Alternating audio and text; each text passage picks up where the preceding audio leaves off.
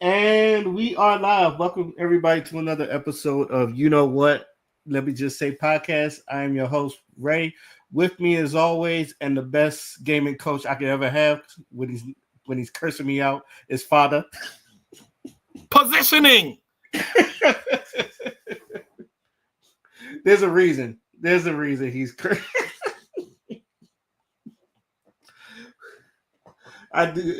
There's sometimes I do get bad positioning in Marvel rivals, so he has to yank me back sometimes, literally and physically sometimes. It's out of love. I'm not But doing it out of hatred. you could, like I always say, you can't ask for better. How you doing today, Father? I'm tired. Okay. I'm kind of All right. tired. I'm not gonna hold you. Without further ado, we're gonna get into some topics, and as always, us as being as wrestling fans, I wanted to start off with wrestling, and I'm gonna start off with the Mickey James one. You know about what she said, right? What about women showing their ass? Yeah, Yeah, that's all. showing off your ass, thinking it's a trick, girlfriend. Let me make it down. Let me stop. But yeah, so it was kind of like, even though she said there's context behind it, and she was basically like, she wrestled in the Divas era just so people stopped to get into the dressing up in lingerie. And I know there was people that was kind of calling her a hypocrite because they only seen the little clip and not the full thing, and they were showing her pictures of her like in lingerie or in like real tight scantily clothes. But I come to you, Father. Do you believe she has a point in what she was saying? Honestly, not really. Hmm. Um, I mean, I understand what she's saying. So it's kind of like this. You could be right, but you gotta look at where you at. You think them niggas give a fuck? Right. Like, you kind of have to look at where you at. Like, bro, the perfect example that I can kind of give to this is Gunther. Because Gunther is all serious and he's like the mat is sacred and shit like that. Just for somebody to go do some flippy shit right after he said what he said. Like, yeah, you can say that you don't like it when the women or it appears that the women just wrestle and all they kind of want to do is show their ass. But if the ass is making them money, then ain't really much I can do about that. Bro, NXT, right? Niggas is not just watching NXT for the wrestling. It's some fine ass women in that motherfucking roster. You feeling what I'm saying? You got Miss Jada Parker. Miss Parker. Bro, you got Jada Parker. You got Nikita Lash Legend. Lion. Lola Vice. Fucking Lola Vice. You got Jakara Jackson about that action.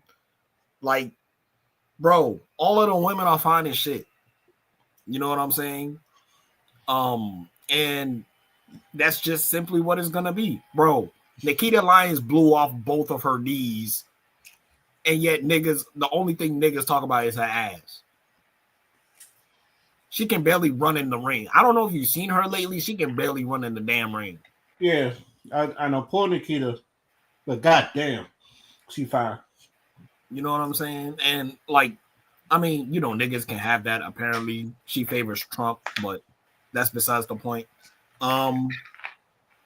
Yeah, I mean, I don't know. I just feel like Mickey, like, I don't think she's wrong. It's just, do you know where you at right now?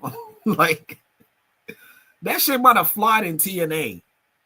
But here, the WWE, nigga, we used to have bra and panties matches. Bruh, there were matches where women would like wrestle in mud. Right. You feel me? Like, I don't know. I just felt like she needed to read the room a little bit. Hell, even Stephanie had to sex it up a couple times. Bruh, Stephanie in the Ruthless Aggression era was a sex symbol. Right. Right. You know what I'm saying? And I'm like, that's somebody's wife. And child. That's somebody's wife. We literally saw her grow up. You know what I'm saying? And that ain't stopped the niggas from gooning, though. What did fucking Tori Wilson say in her Hall of Fame speech? I was responsible for a lot of little boys' puberty. And you want to know what? She got a standing ovation for that. She did. She got a fucking standing ovation for that. And I'm like, yeah. It don't surprise me. Nigga, shit. Look at Jacqueline back then with them big ass titties. Bruh, I had no business watching that shit when I was little. Because when she came out, especially when she was guest refereeing, I'm like, good googly moogly. You know what's funny? You know what image pops in my head? And I forgot it was the reason. But remember with a little black boy in the crowd? He was like, yeah. Oh my God. That's me. but as a grown adult sometimes. But I agree. I agree with you. It's just like you're right. But I think the way I look at it is I think some of the women want to be looked at as sex symbols as just as much as they want to be looked at as serious wrestlers. Like I always say Dana Brooke because Dana Brooke can't help what she got. She got some big ass titties, but I know she want to be looked at as a wrestler. And the same thing with like Alexa Bliss and Liv Morgan, which is like everybody's like dream girl, but you know they wrestle too. And then like you can blonde, blue-eyed, and aggressive. Yeah. And then like the Four Horsewomen, Bailey, she's a good damn great wrestler. She got a fat ass. Nigga, bruh, they love her over in Europe. Yes, I love it too. And love them some Bailey. They love them some Bailey over there, and even Becky Lynch, and the Four Horsewomen. Mercedes Moné is your woman, so and I love it. And like my girl is Oscar, and Oscar could wrestle her fucking ass off. But I fucking fell in love with Oscar too. Just like, damn, she's pretty too. It's just a lot of niggas love Oscar. A lot of niggas love Oscar. Like to the point where Oscar was even like, leave me the fuck alone. Yeah. Like I don't think half the men, like, I say this all the time, half the men we don't want to, but testosterone. It's like men think about sex every 8 seconds. It's just like we'll compliment you, but that if you give us the chance, yeah, we will clap them cheeks too. So it's just like we can't help that. That's just in us. But I look at Mickie James. She's not also wrong, but at the same time, Mickie James, you still bad yourself. And oh hell yeah, what? Hell, there was times even in your when she came back, I don't think she ever wore a shirt without a midriff showing off them abs. You was like, and even what was she in TNA, Cowgirl Country or something like that? Hardcore Country. Hardcore Country. Yeah, thank you. Fine ass. Yeah, she was looking good too. It's just that's the nature of the business. Tiffany Stratton can wrestle her ass off, and the white boys love her. And my god, yo, white boys love one particular German white boy. German white boys. And same with us, Bianca Belair and Jade Cargill, where it's like, yeah, they're muscular as hell, but they also have a feminine side to them, and like they look good, and niggas love themselves some Jade Cargill. That's muscle mommy. That's their muscle mommy. So it's just I don't think anybody sees the problem, but at the same time, like I think you summed it up best. Read the room. So another woman that I would like to shout out is B-Fab. That woman is fucking beautiful.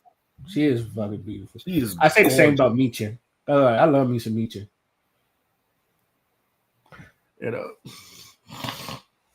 Yeah, shout out to B-Fab because she be liking my tweets. Any last words before we move on to our next topic? In our mind, we're married, but she don't know that yet. But But like, shout out to on a serious note, like again, yeah, like I don't think she's wrong. I just feel like she needs to read the room a little bit because niggas, like, it's not like if this is a secret. People have been doing this for a very long time now, bro. As a matter of fact, you debuted in WWE being a stalker to Trish and kissing her. Right. You know what I'm saying? Like, I completely understand. And, when you look in the internet, bro, like, Mickey James herself is a motherfucking sex symbol. She knows it. So I just feel like you need to read the room. I hear what you're saying, but yeah. Yeah, shout out to Nick Aldis. He knew what he was doing when he wiped that up. He knew what he was doing. Okay, now keeping on wrestling. We gonna talk about Swerve Strickland and Booker T and like having that little back and forth where like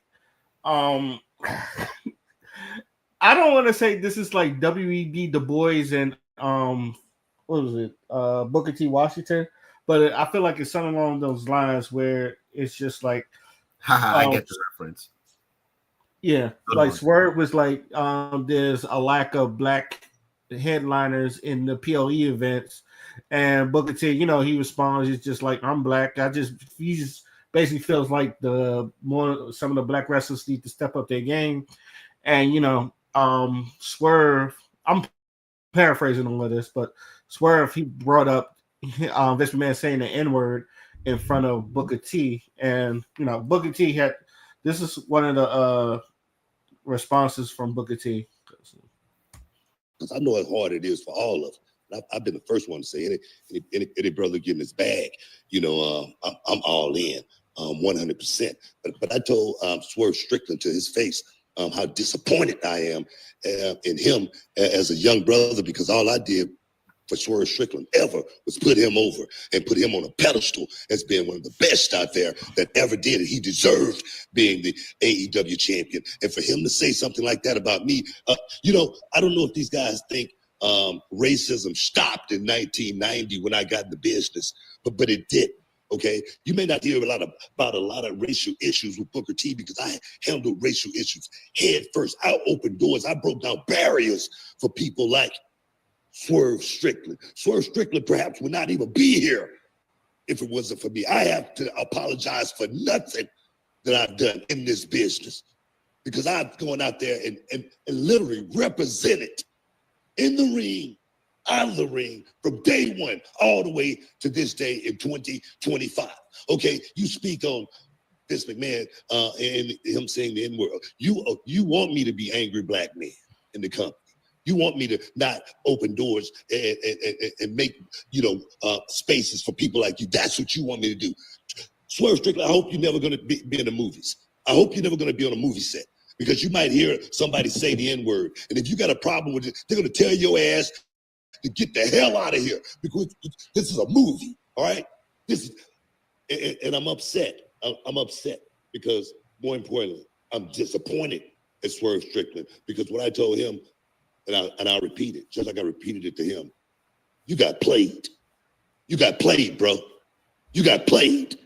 You let that man play you and pit you against me and me against you. I don't know how many stories you ever heard about that on Vlad TV, but it's many of them. It's many stories out there about the black man against the black man that is pitting them against each other. I don't know how many people you heard that got locked up from the federal perspective about going on Vlad TV. I don't know what the hell you doing on Vlad TV, first of all. What have you done to be on Vlad TV, okay? That's just my opinion on that. And as far as Swerve Strickland, just like I say, and me having the energy, the veracity, I got all that. Because I'm still 6'3" tall, 230 pounds of romping, stomping, grave, damn, digging, destruction, Jack. And we got to take a break. We'll be back in a minute. I know people turned into a damn promo, but hey, Dion done into the chat, and basically, what are your thoughts about the whole Swerve Strickland and Booker T thing?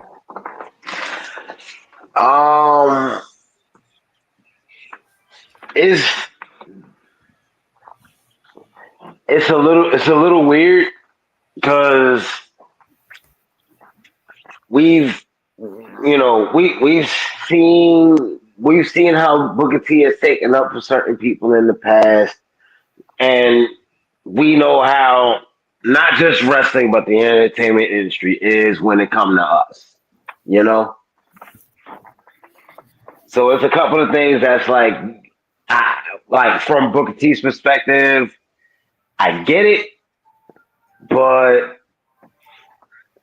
the same time, the one thing as far as like what he was saying is like racism within the world of professional wrestling and entertainment world or whatever. We don't have to tolerate that shit. And if it can be helped, which it can always be helped, we're not going to.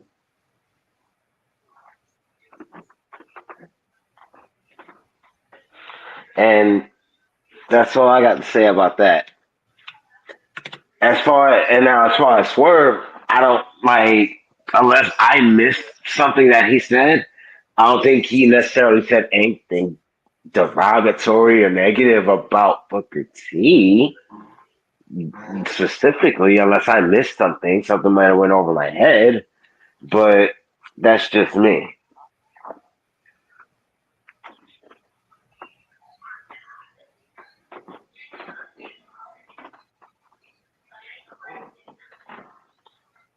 Well, My bad. Father, would you like to go?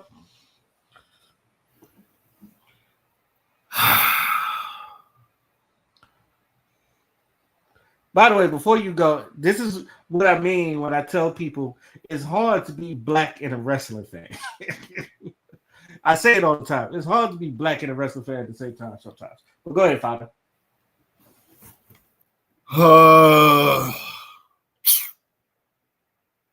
Fuck. I'm frustrated. All right. You know what? I'm just gonna say it. All right. Booker T's doing some soft shoeing here. I'm sorry.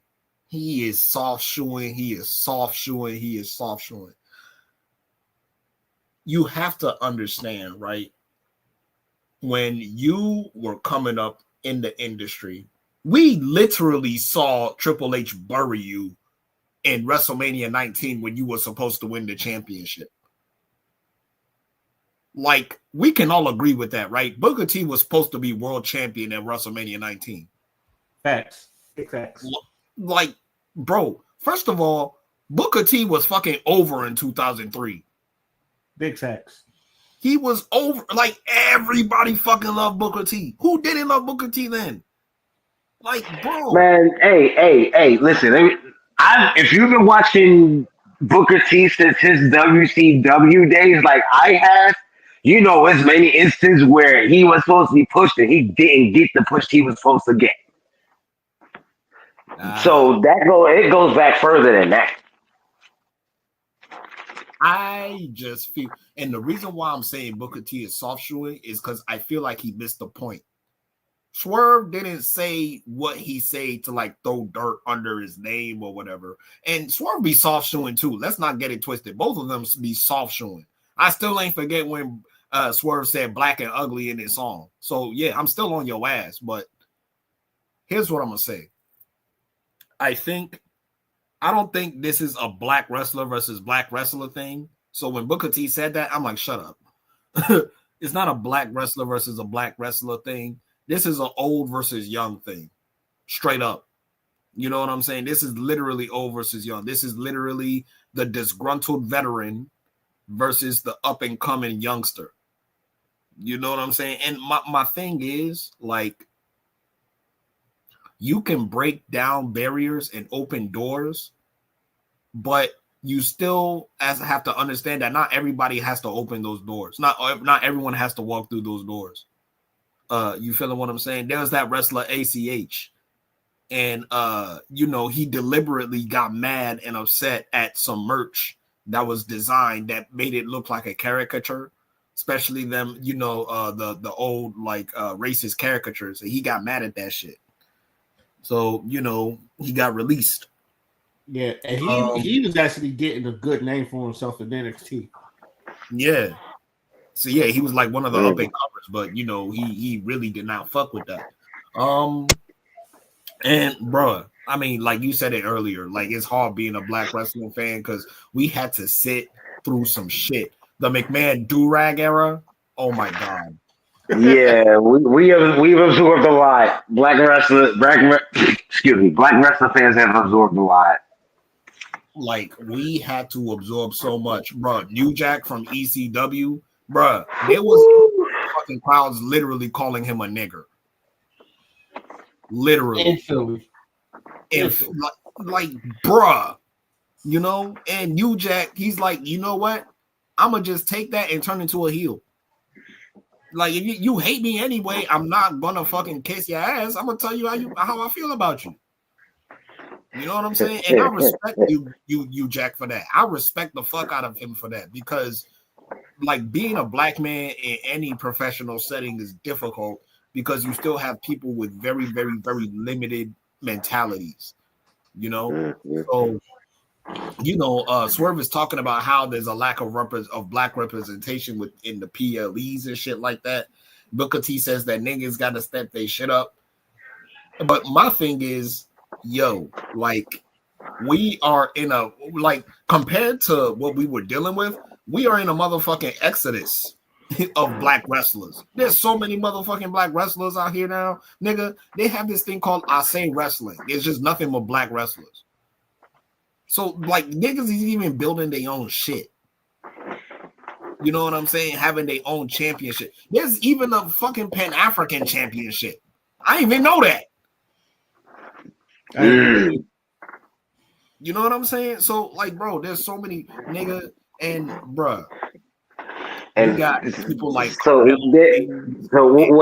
back up. What? Hold on. We got people like Trick Williams and Carmelo Hayes and motherfucking we had Keith Lee. I'm pretty sure he's gonna make a return soon. We got Obafemi, who's current NXT champion. Like we got so many good ass people. Big homie Moose in TNA. You know what I'm saying? Like you really just fucking mentioned Moose. Get out of here. Anyway, I like Moose. Fuck that. Nah, Moose is cool. For fucking Tessa Blanchard, I'm not giving that nigga any fucking leeway. Not He's involved when it got shit to do with what he can do in the ring. I like him as a wrestler. His personal life is his personal life. Yeah, but that's not the point because you would feel some type of way if somebody in WWE called Naomi a nigger and fucking and some black wrestler that you like was caping for her. You feel the same type of way. Oh, so, see, I didn't see that. Yeah, like that's what he's talking about. Don't do that. All I'm gonna say is, bro, there's so many fucking layers and nuances to this, and I don't want to appear like I'm shading on either of them because, like, it's like they both have points, but then they both be soft shoeing at the same time. So it's like there's no real winner in this quote unquote debate. I just need for Booker T to like stop being the old disgruntled old man. You feeling what I'm saying? Just because some younger person says something you agree with, and you be making points that aren't really coherent, and then you made it about yourself, talking about I broke down barriers, not open doors. I'm like, so did Rocky Johnson. So did motherfucking Ron. I was just thinking that. So did Ron Simmons. You know what I'm saying? Ron Simmons, the junkyard dog. Need I go on? Ahmed Johnson. King Kong Bundy. Like, bro, like let's stop. You know what I'm saying? Coco Beware. Bro, even if it was racist as fuck, Kamala. Yeah, Kamala. Yeah, fucking. Oh, I hated that gimmick. Shit. Bro, like we had to sit through a whole bunch of bullshit. Also, I gotta mention one more person, Viscera, Big Daddy V, rest in peace. You know what I'm saying? Like, bruh, we just have to be able to allow people to speak about their experiences without people trying to make it about themselves. And I feel like Booker T made it about himself and gave the disgruntled old man answer. And then Swerve, like, I mean, you're kind of on the outside looking in, my boy. You know what I'm saying? Like, and not only are you on the outside looking in, you're a fucking world champion. You know what I'm saying? Like, you literally won a world championship. So I feel like so Swerve beat Moxley. So what? Wait. So Swerve beat Moxley already, or no? I'm saying he's a world champion. Like, that's in his record. Oh, and he's probably gonna beat Moxley tonight. I hope so. But yeah. That's tonight. I thought that event already went. My bad. Nah, he beat He beat Hangman Page, right? No, not for the championship. He beat Samoa. I thought that shit was last week. Last week he got in each other's face, right? But Swerve beat Samoa Joe for the championship. Samoa Joe, definitely. Yeah, I remember when he beat Joe. Yeah, so like, just to conclude, I don't mean to be long-winded. I just feel like Booker T needs to stop being the disgruntled old man, and Swerve, you were kind of on the outside looking in when you said that. But Booker T really missed it when he said that they need to step their stuff up. Like, no, bro, it's not even about stepping your stuff up. It's about the opportunity. You know what I'm saying? Just be like, he come from an era where if you're not in that position, then you didn't earn it type shit. And I'm like, no, that's not how that motherfucking works. Right now, first of all, the roster is stacked as fuck. Mm-hmm. You feel me? Ray Phoenix just debuted. My boy Aleister Black is coming back. I can't fucking wait because that's my best boy. Rusev Day. Can I say that fight between Nathan Frazier and Ray Phoenix was absolute fire?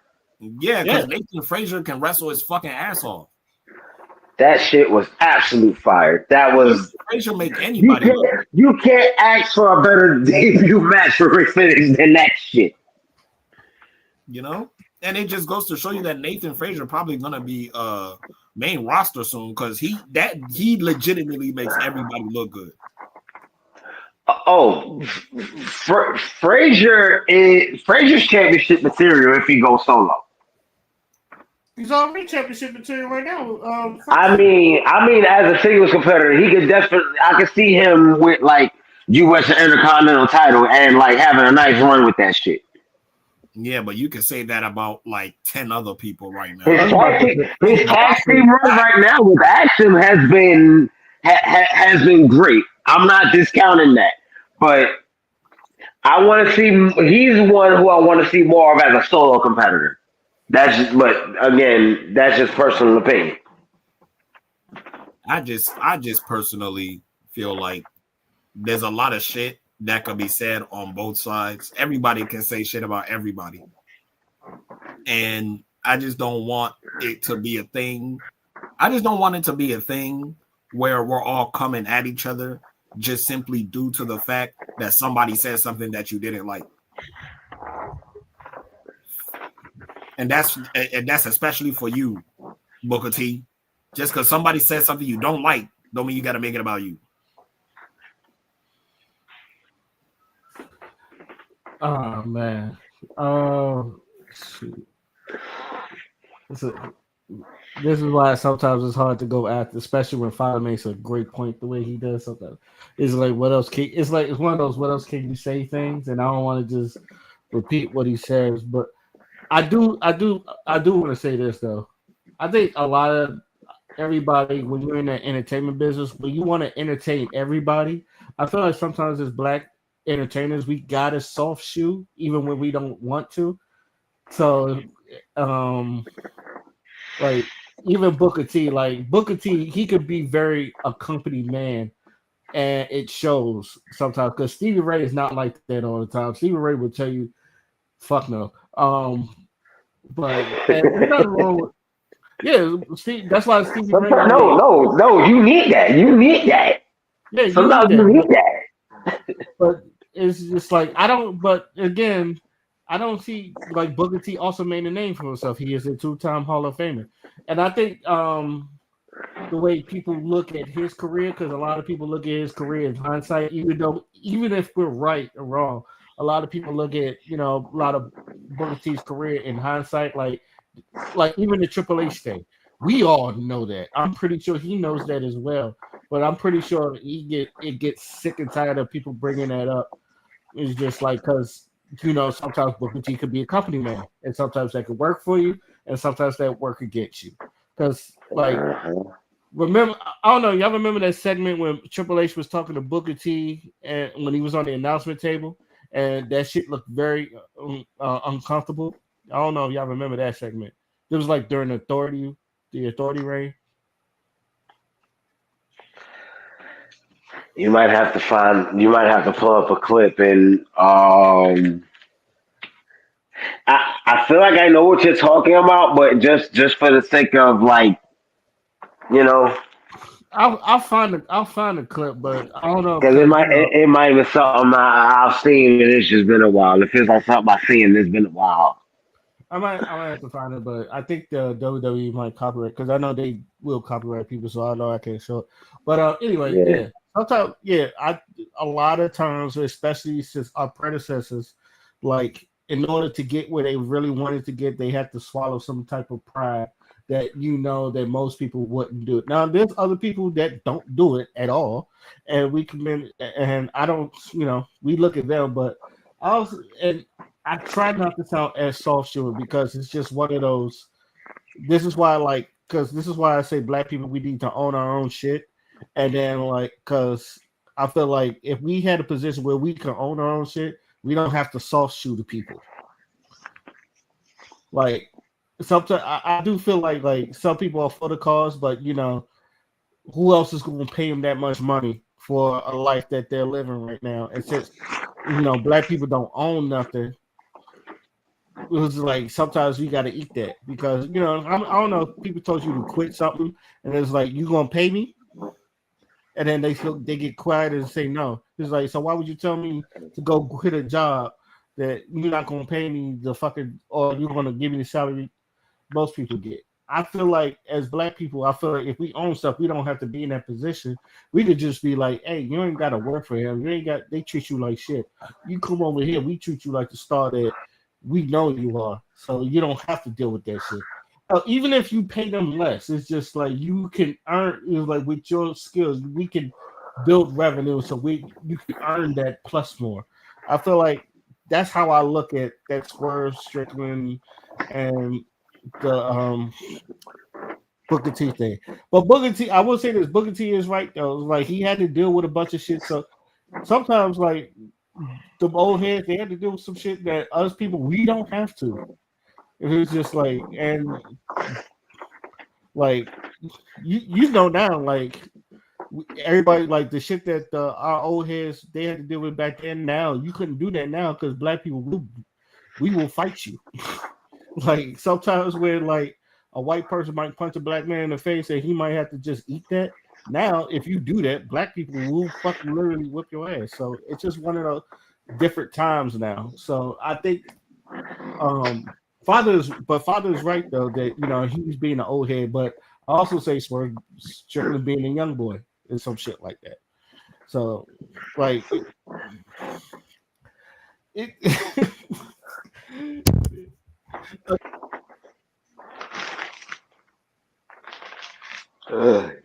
Wait, the fuck?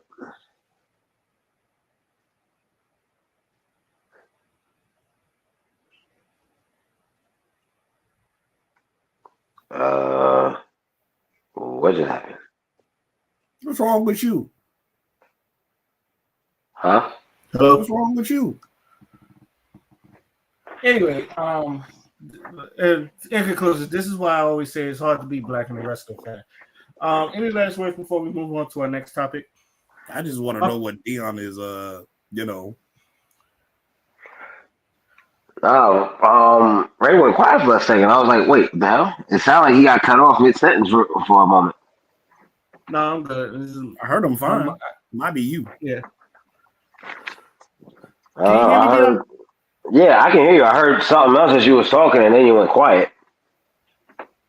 Oh no, I froze. Don't get it. It was just like Ah, I got nothing. I have nothing else to say, but it was just, that's what I said. oh, okay. I thought I You heard guys something can else just in the go ahead background on over to there, the but next topic. nah, we're good here. Okay.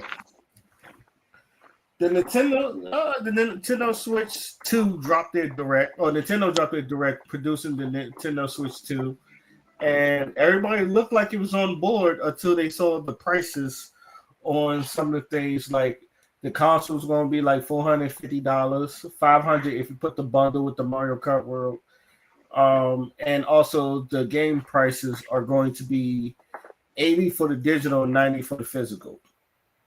Uh, so, and a lot of people was just like, "You are smoking dick if you think we are paying $90 for a fucking video game." I come to the panel. How do y'all feel about what Nintendo is doing? All right, You so let literally me just said start. it. They smoking dick. Okay, I. All right, so I want to explain both sides of this real quick, right? Because okay, so on one hand, I get Nintendo's position because whenever a gaming company makes a new console, the consoles often go at a loss, and they make that shit back through the sales of their games. But here's the thing, right? From the customers end, there's a lot going on economically, financially, and whatnot. And a lot of folk ain't got it to spend freaking what was that saying for the system? Repeat that price again. 450 for the console, Uh huh. $80 for a digital copy, and $90 for the physical. Okay. Now for the record, even if it ain't but $50 or so less, Xbox and PlayStation was going for like 500, 550, maybe $600 for their shit when it on release. The PS3 was So $600 on release because of the Blu-ray, and the Xbox 360 had multiple versions you could buy. There was the arcade version, and then there was the more premium version. HD DVD. yeah, They was pushing HD DVD. DVD. yeah.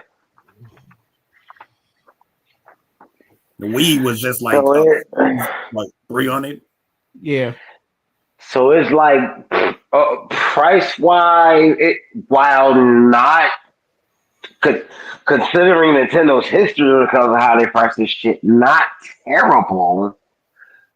I I get the complaints from the consumer. There's reason to be mildly upset. I would I would say okay when the you know what when the original Switch released, what was the price for that on the release date for 400. that? Yeah, so like this isn't terrible. I think the complaints just kind of stem from the fact that you got so many folk who are like just No, actually, I'm financially lying. motherfucking It going wasn't through it for 400. one. It was 300. It was 300. Yeah, I mean, even with that, again, considering what PlayStation and Xbox wanted for their shit, and then given the information you just mentioned, what they wanted for their older shit in the past, that's actually not terrible. They could stand to drop the price slightly, but all things considered, that's actually not terrible.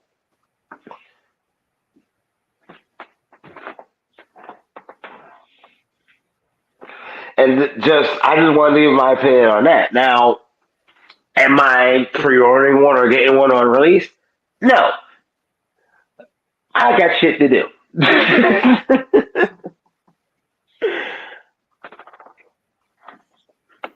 But I'm gonna stop there. All right, so Others on allow you. me to proceed to kind of just shit on everything you just said. So here's what I need for everybody to motherfucking understand. First of all, your first mistake was comparing Nintendo systems to PlayStation and Xbox. They're they're trying to attract very, very different demographics. Nintendo has always been about the family. You know what I'm saying? Hello, Azucena. But Nintendo has always been about the family.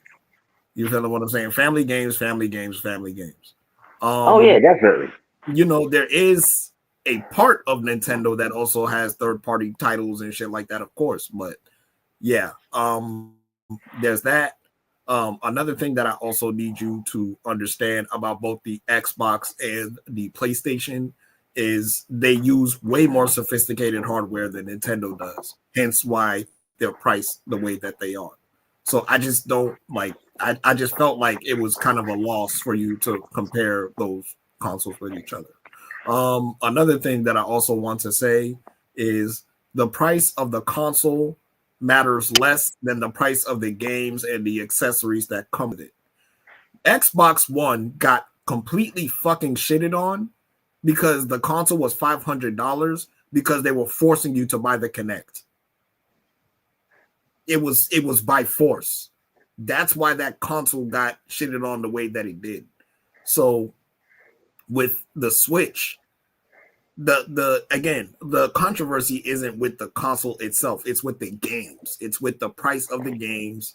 Like I'm not buying Battle Royale Mario Kart for $90. I'm not doing it. No one should be able to do that because if they start doing that, then it incentivizes companies like Rockstar to sell GTA 6 at $100, and niggas is gonna buy it. Be like, oh, you know, it's a good print, you know, it's a good value. And then I'm like, that's not. See, here's what you're missing. You as the consumer, you have power. You can either buy or not buy.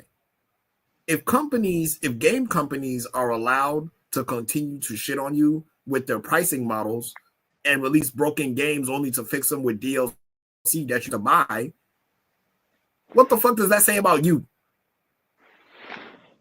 You know what I'm saying? Like, y'all are too easily bamboozled, and that's my problem. But I am glad to see people on one accord say drop the motherfucking price.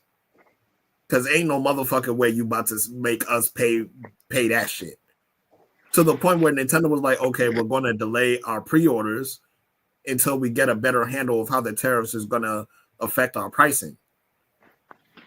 Like, bro, it's been like, I'm noticing a trend. Ever since the PS4 and the Xbox One, these motherfucking companies have had the audacity. These motherfucking companies have had the motherfucking audacity. I remember Tekken 7 came out at $70. I'm like, you smoking dick if you think I'm about to pay for this fucking game for $70. I love Tekken. I'm not paying $70 for Tekken. I'm not paying $70 for any game. I'm not doing it. Fuck you. I'm simply not doing it. There's so many other games I could play. I have 3 decades worth of games to play. You think I'm tripping about these fucking new games that are coming out? No, I'm not. I can just play my old shit and be completely happy. It's not like the games are bad. I can turn on motherfucking Far Cry 3 right now and have a fucking blast killing tigers and Komodo dragons. In an open world, there's driving, there's hella motherfucking weapons you can modify. I can play the old Watch Dogs. Like, I have options. I just don't feel like I'm enticed to buy a new console or to buy new games because the price point ain't worth it. I can play better games for less. I can play better games for free. So, hey, yeah, yo, shout out to Marvel Rivals because some of these free to plays be fire.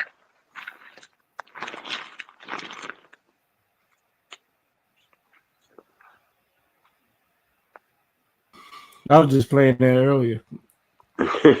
Again, Yeah, Dion, you're another one that needs better positioning. Okay, like Father said, yeah, I'm worried about if they get away with this. And like, don't get me wrong, all the games on that direct, it really did look good. Um, Especially that Donkey Kong. I want that shit. that Donkey Kong looked good. The Dust Blood, I think it's called Dust Blood. It looked good. Oh, And I was sold on the fact that the GameCube library is coming back, and one of the first gen we're getting is Soul Calibur 2 with Link's special appearance in that. I can literally play the game right I now. was about to say, download Dolphin. You're welcome. Download Dolphin. You're welcome. My old ass PC is it can't handle nothing gaming wise that I would actually want to play. You can My PC is too old and too slow for that. It's a very, very good investment aside from that Switch 2. You said you wasn't going to get it on launch anyway, but I'm just saying. I'm gonna give that thing 6 months to a year because I got shit to do. Okay, you get yourself a better laptop. At least So because me and Ray we're looking at it like this. You can either buy the Switch 2, like when you get more situated and play all the games that it offers and shit like that, and that'll be fine. Or you can invest in a better laptop and literally have access to every game you could ever want. I ain't got if I ain't got the bread to spend on the Switch, the fuck make you think I got the bread to spend on a computer? And you did not listen to what the fuck I just said. I said when you get more situated. I said no one listens to Father. Damn. We bringing that back. Shoot, for what I want for a computer, I gotta drop like $3,000. You ask for a lot. But anyway, you do not need to drop no damn $3,000. Stop being maybe 1,500. No, you do not. No, you do not. You're still wrong. That's the most. To be fair, that's the most I'm willing to spend for a brand new joint is 1,500. That's the most I'm willing to spend. The laptop I got right now, and that's being generous. It barely costs. I know if I dig, I can find exactly what I want for like maybe $700-800. So that's me being generous. And you'll still be in a better position. Yes, that's what we're saying. The laptop I got right now, it barely costs my joint barely costs $1,000, and the way a friend of ours done hooked it up, I'm good for like another 10 years for what they tell me with the specs and all of the shit that's in there. They said I'm good for another 10 years. The fact that I'm playing Tekken 8 right now, because on my old laptop I couldn't do that. I couldn't even play 7. Hell, I couldn't even play Street Fighter 4 on that one. But this one I could play Street Fighter 6, obviously, with no problems.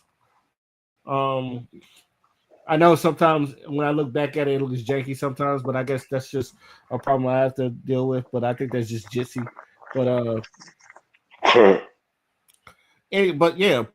but it's just like, also I don't have to pay $50 for like PlayStation Plus or Nintendo Online Service or some shit like that. And also, there's a premium on that one too. And there's a premium on that one. The fact that they have their own Discord, but you got to pay for that when Discord is free. Wait, in order to play those GameCube games, you also have to be a member of a premium. Yes. Which I don't mind. I don't mind because I'm already on Nintendo. I have a whole family plan with Nintendo because I got my son attached to my shit. And considering how often I play them old, like retro Nintendo titles and shit, for me, it's worth it. Which is also the reason why Father is telling you to invest in a laptop. We have emulators. We got mods. We got Steam game. Like Steam basically got a library of old games you can play. Like, and plus, if you know somebody, you can share the accounts. That's why we're telling. That's why we're telling you this. Dion, literally the last fucking game I physically bought with money. I mean, it was BlazBlue Entropy, but One of the biggest ones was Street Fighter 6 on launch. That's it. I need to get back into that. Games anymore. I literally don't have to pay for games anymore. Tekken 8, my friend bought me that game. Yeah. So, like, don't get me wrong, all the Nintendo games look good, and I think Nintendo knows that. That's why they don't put their games on PC, because they know. Why would I play on, especially with some of the. And here's the thing, like, the Nintendo graphics did look good. They're not as good as the PS5. They're like on the level of what Xbox Series S or something like that. It's like in between, something like that. A little bit better than that, but it's not as good as the 5 or PC. You know, most people's just like, I'd rather get it on PC. Now it does run it. Don't get me wrong. I'm glad that it does run at 60 FPS, 120 with 1080p. That's great. But it's just like those prices. It's just like, and you know, one thing about Nintendo that I realized this a year ago, and then I noticed this, but I only realized this like a year ago. They don't ever lower their prices. If you ever notice, they don't ever lower their prices. And if they ask why you don't lower your prices, you know what they said? You're gonna buy it anyway.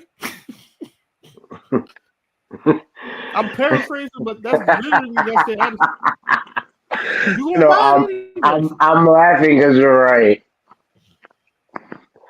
But I feel like this is one that's like, all right, Nintendo, listen to your people. All things considered, with the environment that we're in right now, like, Nintendo, please listen to your people. I'm pretty sure it's worth it because obviously they improved from the Switch. I never had a Switch. My little brother got a Switch. He loves his Switch, and I think it's cool that he loves the Switch. It's just that sometimes, and like there was games on the Switch that I thought that was really good, like Super Mario Odyssey. Super Mario Odyssey is like one of the greatest games I've ever played. I like their Pro Controller. I've always liked Nintendo's Pro Controllers because they know how to make Pro Controllers. Like, I've always said that their Pro Controllers is really good.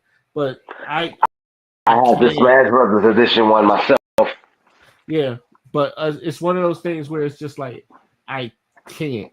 It's like I want to, but I can't because I feel like because they're trying to make GTA like $100, the new GTA. So if we over here buying $80, yeah, and there's people gonna be like, well, it's GTA. I mean, it's GTA. I never got into the series like that, so it's funny to me. Look, I'm not gonna say GTA is overrated. GTA is GTA, but I've also will tell you I played better sandbox games than GTA. My personal favorite sandbox game is Mercenaries: Path of Destruction, but that's like a Ubisoft game, and not that many people know about it. But that was a fire ass sandbox game, in my opinion. I also like Hulk, the original Hulk game. I think that was also the one where he like ripped the car in half and they use it as boxing gloves. Are you talking about Incredible Hulk Ultimate Destruction? Yeah, Incredible Hulk Ultimate Destruction. Yeah, I had that on the GameCube. Ironically, on Nintendo. But, yeah. A game I can literally play it right now if I wanted to. And you can play it right now. Like me, that was such a fun game, though. Especially considering Hulk is like my favorite superhero, so like that was such a fun game for me, personally. And me personally, I've never played F-Zero GX, right? And that's just one of the games I just never played, right? Then I realized, oh wait, I have Dolphin. And then and Dolphin is an emulator. I got the motherfucking emulator. I played F-Zero GX for the first time yesterday, and I was having fun. Ass whoop, wasn't you? Huh? You was getting your ass whooped, wasn't you? Because that game is fuck. Bro, I've never fucked with F-Zero past the original one on the Super Nintendo. So the second cup that it's funny because Shazzy was like, "Oh, you're gonna die on this one." Where is it at? Where the fuck is it at? The second cup that I done played, I literally had to practice on it, and the motherfucking because the joint was kicking my ass so much, and like he and I asked Shazzy like, "You got any advice here?" He said, "Oh no, you gonna die on this one." I was like, "Damn, is it that?" Man said abandon all hope. No, but he wasn't lying though. I was like, It's the fact he was so much about it. look, and I think Father knows. Oh shit! I think Father knows what level I'm talking about too. But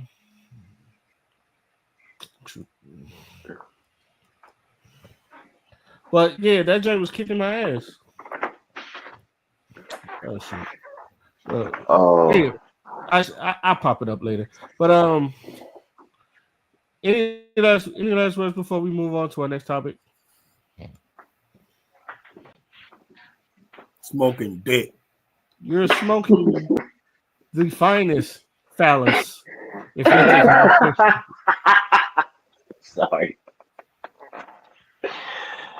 Y'all are horrible.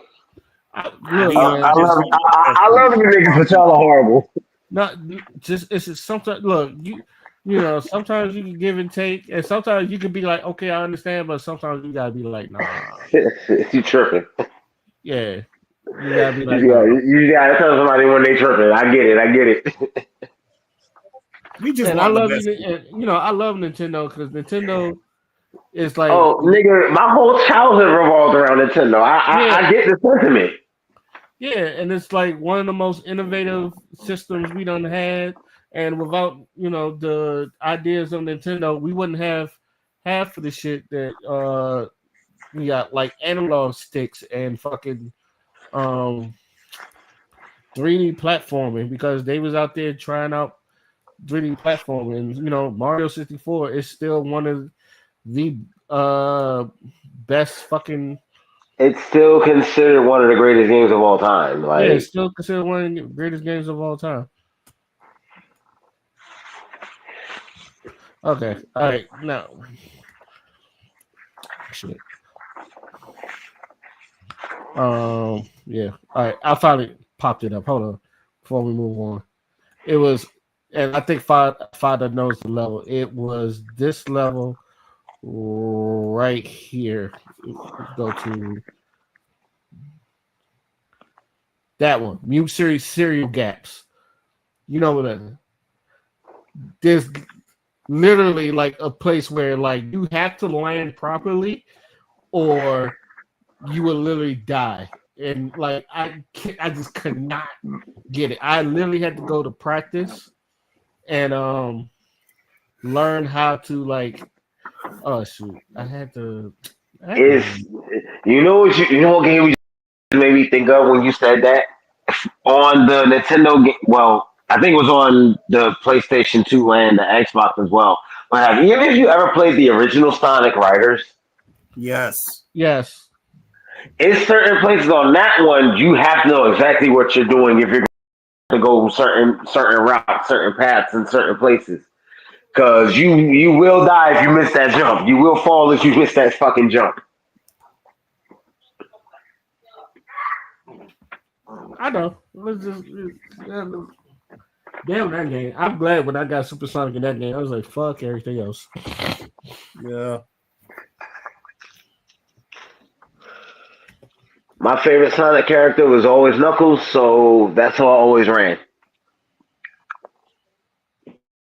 You are such a You will nigga. be a Knuckles nigga. You are such What? a nigga. You are such a What? nigga. Probably come What? on. Because I'm a fan of Knuckles? What? For being a fan of Knuckles? Yes, because that's some Yes. nigga shit. Just a short, violent nigga that want to punch things. Yep. Hey, when I could, hey, listen. When I can punch a hole in a fucking wall and literally skip a whole third of a track, fuck you. Unlike Sonic, I don't chuckle and I like to flex my muscle. So So there's that. Okay. Um. Shoot. On to our next topic. Us three, you could say we went to college of some sorts. Y'all can Yeah, if you want to call it that. if you want to if you want to call it that. I understand. So there's been a big old The fact that talk. that building is non-existent is still hilarious to me. Yeah, a lot. Yeah, me too. So but I didn't know there was a big old talk about black men not going to college. And hold on, I'm gonna just play this video. Hopefully, this thing blows up. So, uh, hooray, it blew up. Apparently, black men Let me are know if y'all can not hear it. attending college, and this is a horrendous trend. The number of black men at four-year colleges has Live streaming is on. I think we may have to. I don't know. As It'll soon as I be, find I a way think to it'll get. be easier for us to maintain like a live audience as we do what we do if we run it that way. Yeah, Now I I know. got peoples now, so they'll definitely tune into the podcast if we do it. I believe you. All right, I'm gonna start this one again.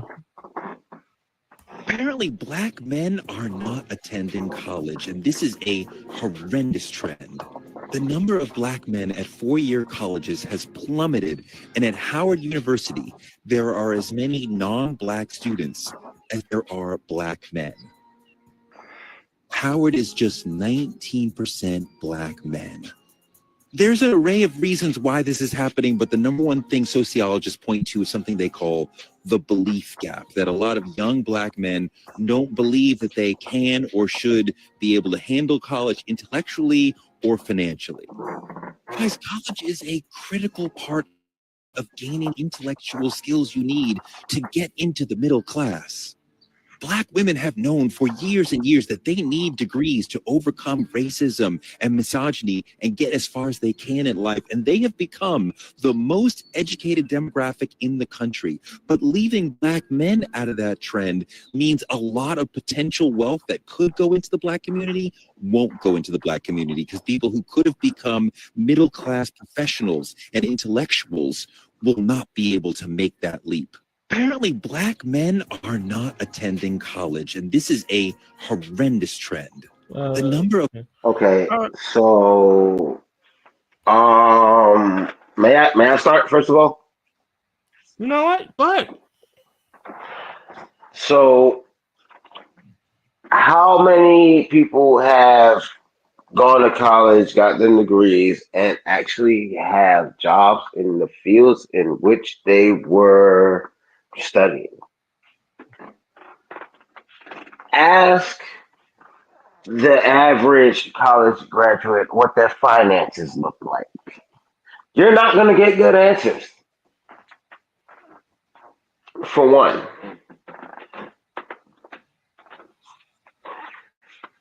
for two,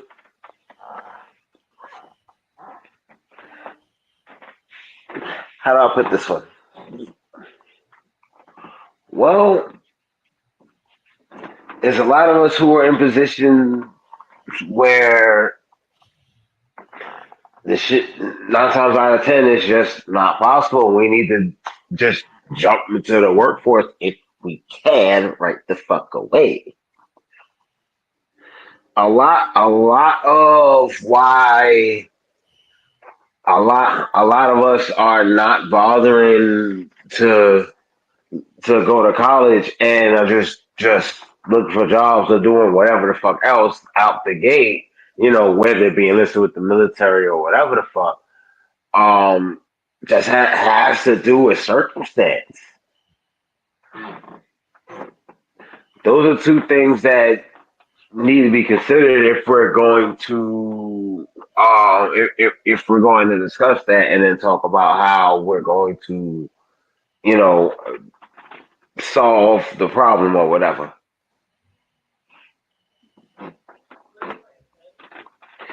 There's more to it, yes. I'm sure we're gonna get into that, but I feel like those are the main two things. You got people who are in crippling debt once they come out of college, and the ones who are just not in position to go in the fucking first place.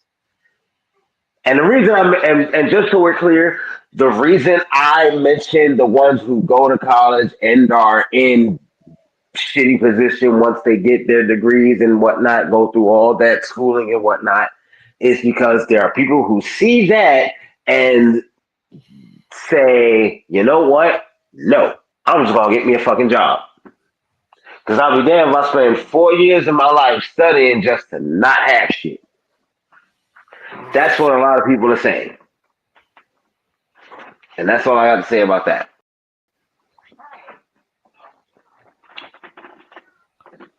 Father, would you like to go? By the way, I brought up the tweet that you sent me to. Read the tweet. Read the tweet. Okay.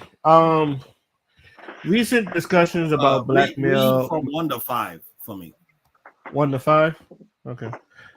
Recent discussions about black male college matriculations have shifted into the focus onto individual choices rather than systemic barriers.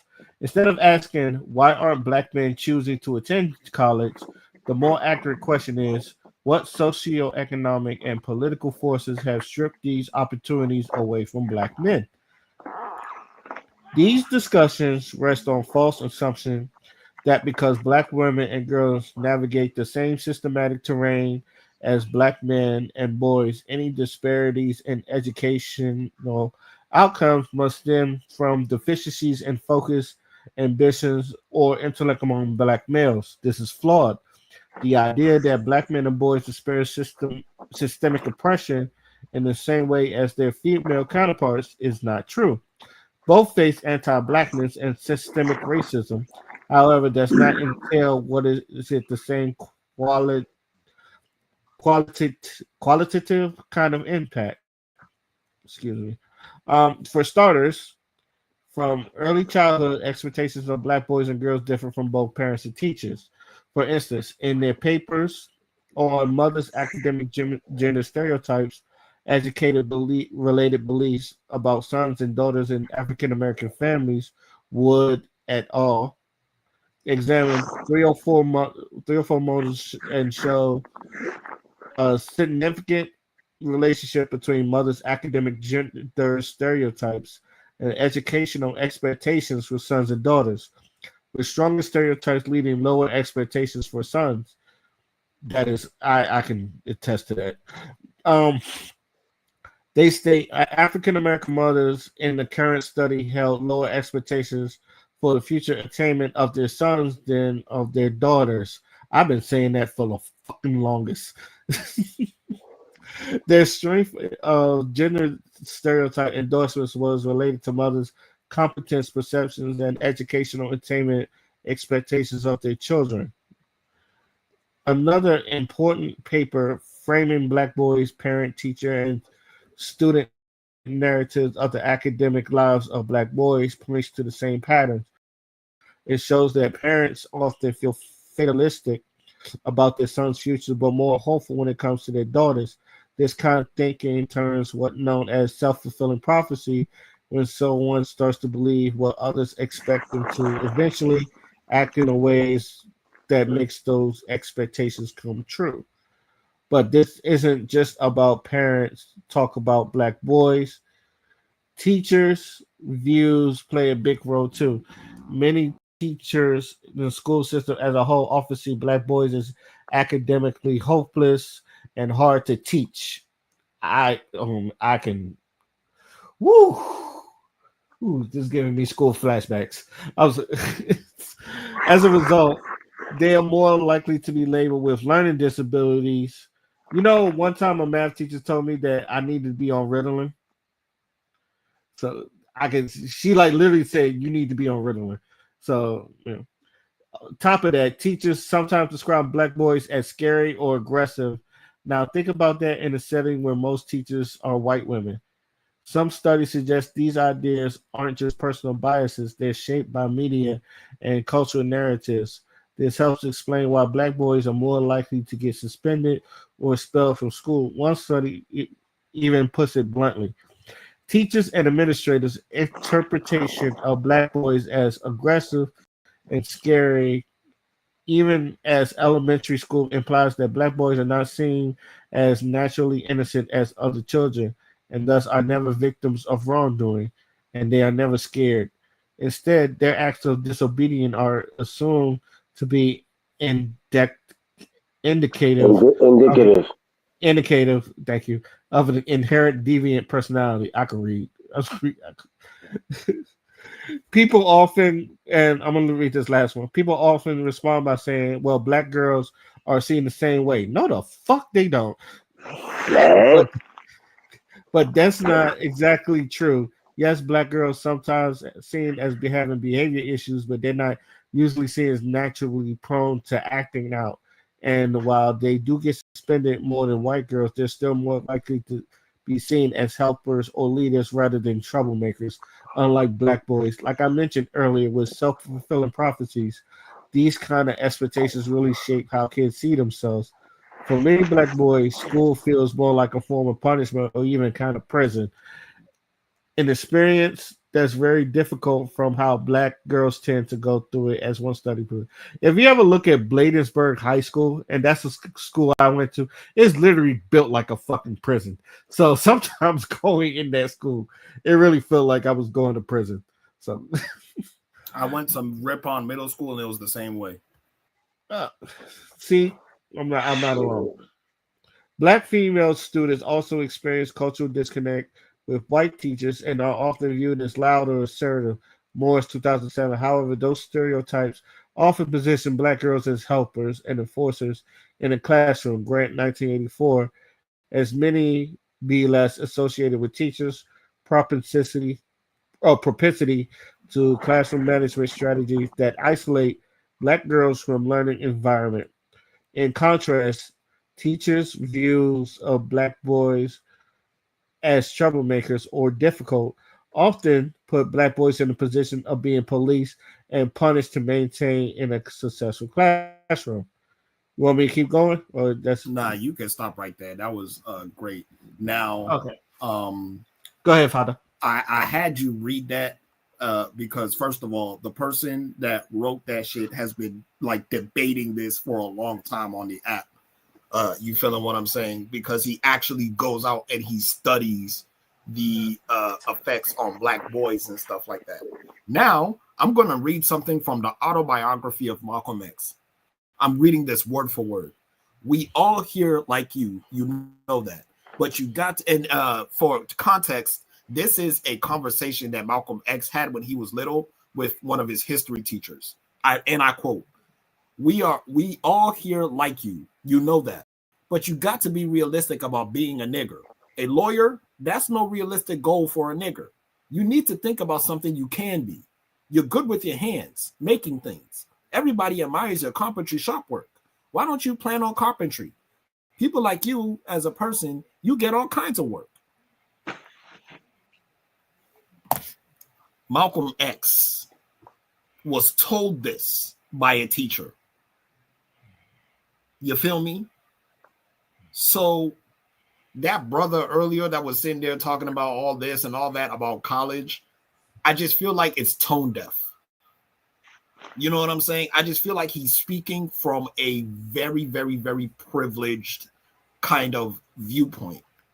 Why don't, bro, try telling that shit to niggas in O Block in Chicago.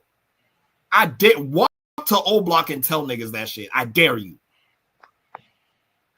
You feel me?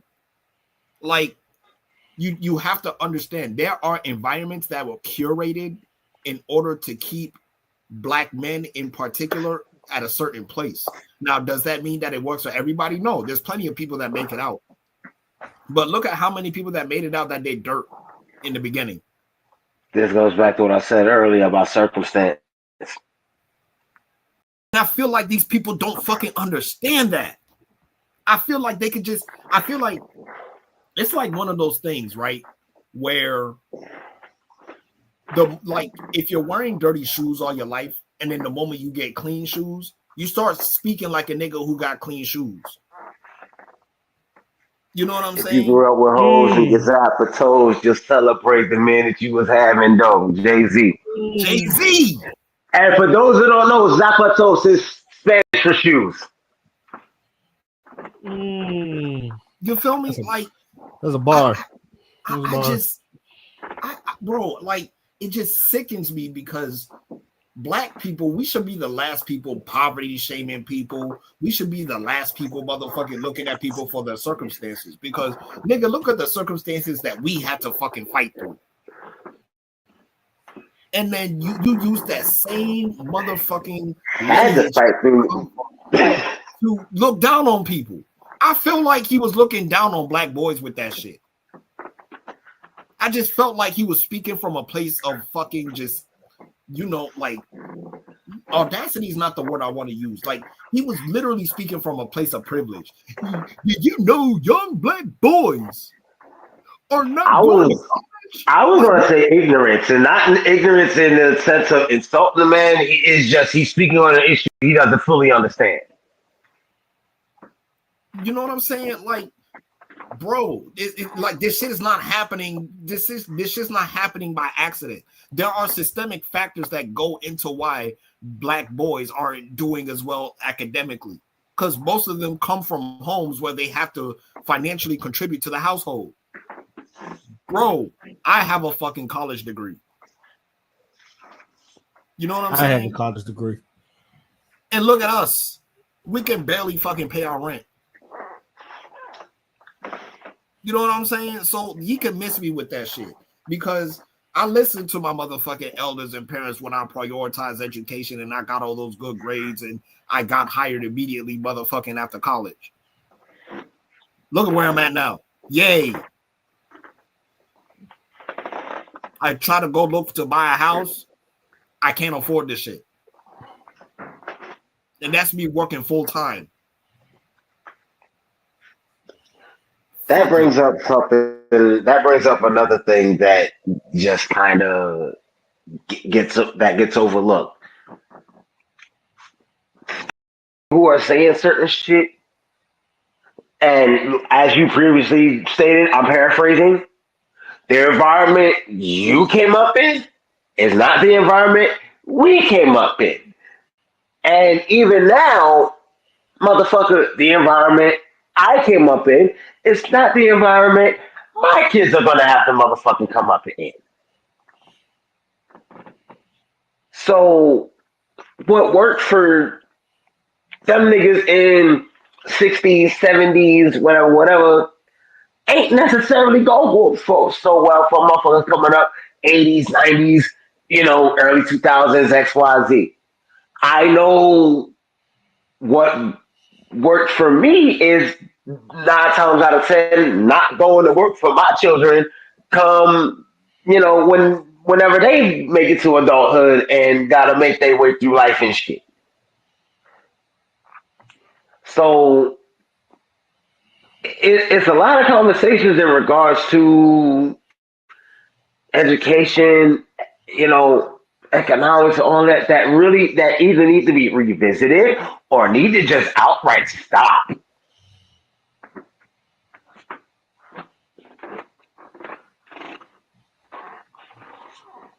It's just I just feel like we really need to do better in understanding exactly why we're facing the issues that we're facing. Nobody, and mind you, nobody is saying that black men and black boys can't do well in school and academically and shit like that.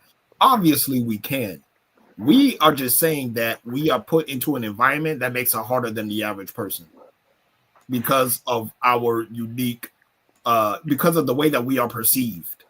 It doesn't even have anything to do with ability. It's the way that we are perceived. That's the fucking problem. And Ray just literally read the tweets to prove it to you. But yeah, I'm late. Hell, I lived through most of that. Nah.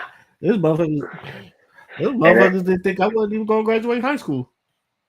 And it's not even that I was like dumb in anything. It's just like half of the stuff don't interest me. Like, and I'm gonna be honest with you. If I'm not interested, I really don't give a shit about it. And that was like my thing was making me care about what I'm looking at. And that was like my whole problem. It's like I can do the work, but How I much of really what you learned in school, middle school, high school, whatever, how much of that shit do you use in real life currently? how much do I Maybe use? at maximum, I want to say maybe 40% of that shit. Just simple math. Maximum 40% of that shit. As far as I'm concerned, just simple math and us and reading. Just reading comprehensions. There's so many layers to why a lot of they're making it about black men. This conversation started about black men and black boys, but let's be all the way real. There's a list of reasons why people in general are withdrawing from college or not going at all. There's a general conversation that needs to be had in regards to that. Um that's not just a black thing.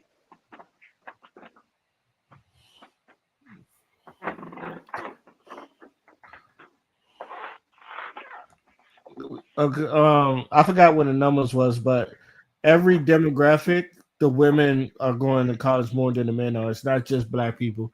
Like even Asian women are going to college more than Asian men are. Boom. The same thing. White, just like white women are going to college more than white men. Spanish women going to college more than Spanish Because there's women. a lot because there's so many of us that are jumping either directly into the workforce, into the military, or something else. Exactly. That's it. I know. My bad. I want to interrupt you, Dion. My bad. Um, what else? Oh yeah, the other thing I want to add, I wanted to reiterate again is, and I know too many people. I know way too many people in this position. They did the schooling, they have the degrees, certificates, whatever the fuck, but are struggling to find work in their fucking fields. I know too many people in that specific predicament.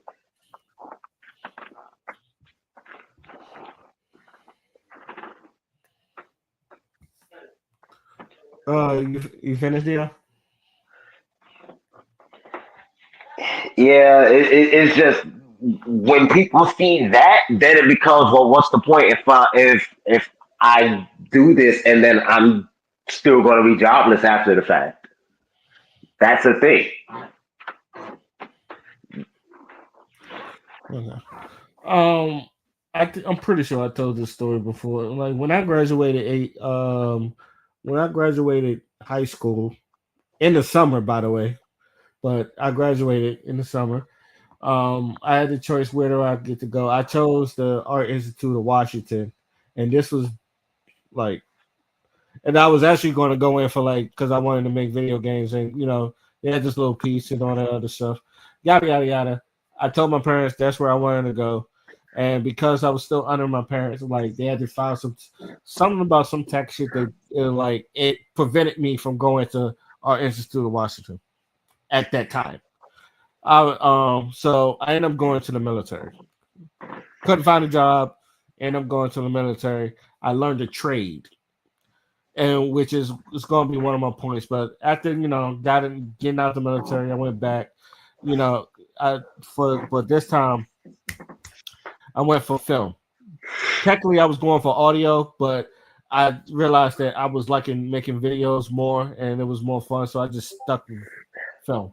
Got a degree in that. There was nobody hiring in the vicinity of where I lived at. And if I had to like either make my own content, in which for some reason the people at the school wasn't for that, but I don't think they knew that content creation was going to be a thing. So I can't literally blame them for that. But but yeah, it was like don't put your stuff on YouTube, put it on DVDs and all that other stuff. It's just like they didn't have nothing in content creation. now content creation is good. Now everybody, you don't really have to go to school for content creation. You could just have, a phone and know how to work Adobe or some shit, and you could become a content creator for some people. Some people is even simpler than that. But that's one thing. As far as men, we don't really have to go to college. You can learn a trade. There's trades that, for some reason, they took that out of school. By the way, like they used to learn trades in school, they took that out of school. I don't know why. Yeah, and now those are their own separate things. Yeah, and then also like we're living in a time where you really don't have to go to college. Like men or women, like men, like I said, content creation is becoming a real big thing where a lot of people you don't have to go to school for that. And then for women, OnlyFans. I don't want to, they also do content creation, but a lot of those women, you know, you could just be an influencer. You don't even have to like do OnlyFans. You could just look pretty and people will give you money and endorse this stuff. There's so many ways to make money now than it was back then. So a lot of people don't have to really go to college. Also, inflation. College costs money. Not like it did back then. I mean, it costs then, but not like it does now. That's another thing. Books are fucking expensive. And like Dion said, some of the people that graduate, not even in the field they're in. Most people don't even get into the field they're in. So it's just like, what do you get this degree for? And this bothers me, even when I was going through school. Like, if your school gets decommissioned, your fucking degree doesn't mean shit. And that's where I'll be like, We ain't even talk, and us being, I want to say victims of the art institute. Shit. no, because I'd be damned if someone tell me my degree ain't worth nothing after I done fucking blood, sweat, and tears and like fucking cry. Not me, literally, but like literally like gone through some more bullshit just to get this fucking degree, just to tell you that it's worthless. I punch you in your goddamn face. All because the school itself got shut down. Yeah, there's a couple of schools that's just like that. It's just like, oh yeah, since your school got shut down, this degree is worthless. It's like I done spent 4 years. Is someone gonna give me my money back? If you gonna tell me Can I my put degree, you on? Can I put you on to the professors themselves that I went through that I probably teaching somewhere else then? Because you're not going to tell me I went through all this for nothing, motherfucker. so You yeah, got to give me something. I was about to say, I'm like Denzel Washington. I'm leaving him with something, especially if I know what the fuck I'm doing. You're not gonna tell me like my shit is worthless. I'll be damned. but Torre, by the way, Father Torre, that's the guy's name. He be on BET and all that other stuff. Yeah, it's just he has that old head of thinking like, just gotta pull yourself up from your bootstraps. You just gotta work extra hard and all that other stuff. And, sometimes that's Shit not don't how it work. goes. Sometimes that's not how it goes all the time. And even then, it's just like I don't think what he was talking about answers to like why most black men don't go to colleges anyway. And I'm speaking for myself in high school. Like I said, I wasn't a dumb kid, but there's just some things I just wasn't interested in. And like, no matter how hard my parents tried to like force me to like get good grades in it, if I wasn't interested in it or if I didn't care, I didn't care. Which is why I like. There's some things like I don't do because if I don't have a passion for it or if I don't like it, I'm not going to do good at it.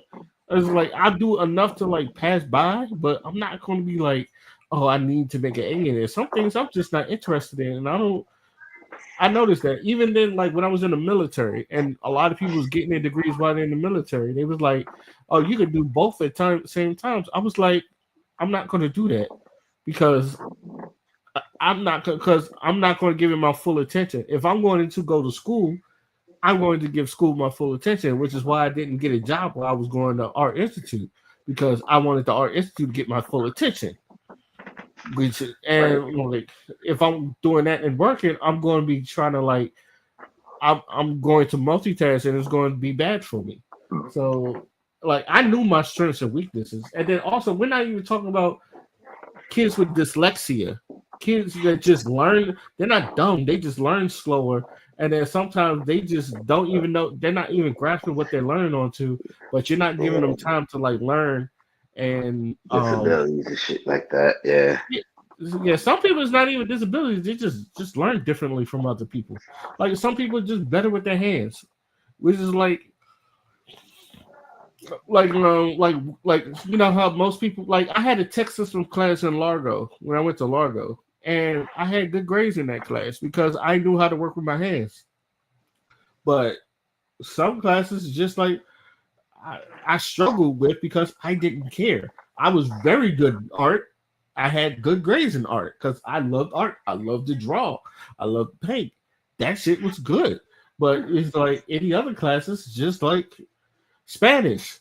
I failed the fuck out of Spanish because as hard as and I tried hard to like get into Spanish because I'm Panamanian. My grandparents speak fluent Spanish, and like I was like, oh, I just I could at least go in here and try to learn Spanish and understand it. The first day, I said, I am not going to pass this class. But as a this is my and I blame myself for that because I thought that I would be able to do it, but I didn't. But I knew it was like I'm gonna fail the fuck out of this class, and I did. I failed the fuck out of Spanish, and then it was like, "You want to take it You again?" felt because you told yourself you was gonna fail. I know it was just like I was like, "Okay, this is gonna help me or some shit." But it's happened to me a couple times where, okay, I'll take this class. It's gonna help me with this, and this. It's just I'm not that interested. Oh god! And then I was like, God, this is like I barely did homework because I was like, I'm not doing this shit at home. It was like doing it at school. I hate it. Why am I taking this shit with me? When I'm home, I'm home. But that's just me. Like again, like but people the classes I like excelled in, they're just like, oh no, that nigga's smart.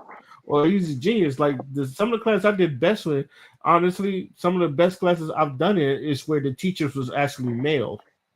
Like every male teacher class I done well, I passed because like I felt like they knew how to speak to young black boys. And that's another thing. Some of these teachers are there for a paycheck. They don't know how to speak to young black boys. They just follow a system. And sometimes a lot of people is not into the system. Sometimes you have to learn this and then move on. And you think that's bad, go to summer school because you have to learn, was it 6 months of school in fucking a month? You have to learn 4 quarters of school in a month, maybe 2 months. I don't know, but basically in a month, just so it's just like you playing catch up. And if you didn't find it interesting, then you just don't know. And let's just say I'm glad I passed that and graduated on time. But there's a lot of things that I feel like Torre is just missed the ball on. Father explained it. The guy, the tweet that I just read, like going through this shit, I was just like, damn, this one teacher said that I needed Ritalin. And then just so many times where shoot, there was one time where she was just kicking young boys out and like the young boys was angry, but they wasn't angry, but it's like they weren't bad kids. It was just like they didn't understand, and then like she had a problem with it, and then she just kicking them out to where she felt threatened sometimes. It was just like, and these are black teachers too, not even white teachers. These are just black teachers. So it's just like and some of the girls in there, only time they had an attitude, also because they didn't understand it, but the teachers never really took time to try to sit down and like get them to understand what they was going through. So a lot of them failed that way. And then like especially with men, when we don't feel like it's the like schools usually they drop out. You're not even talking about the dropout rate or why the kids are dropping out because they feel like they're just not comprehending much of that. And some of it is disability. Some people are dyslexic.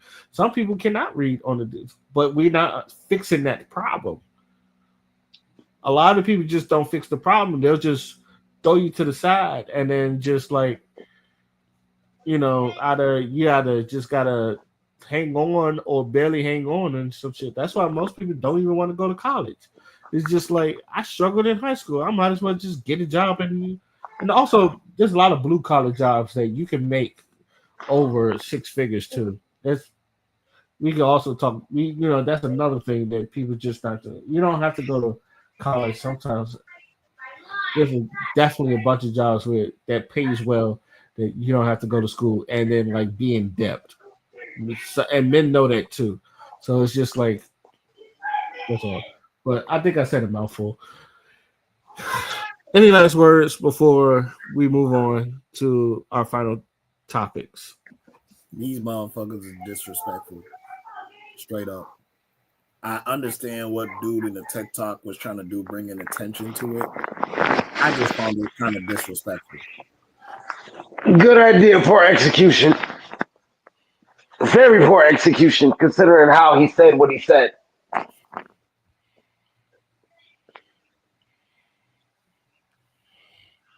That reminds me because I had something. I think I had something else. I don't know.